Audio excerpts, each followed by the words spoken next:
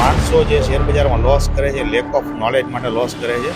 એક વખત શેર બજારને સમજવું, જેથી કરીને કદાચ નફો ન થાય તો કઈ વાંધો નહીં, પણ નુકસાનથી તો બચી જ શકાશે. કે સ્ટોક માર્કેટમાં ખાલી એવું નથી કે લે વેચ કરવાની, એનાથી સ્ટોક માર્કેટ થાય. તમે ઘણું બધું આગળ કરી શકો, તમે ઇન્વેસ્ટમેન્ટ કરી શકો લોંગ ટર્મ માટે. ફ્યુચર છે, ઓપ્શન છે, ઇક્વિટી.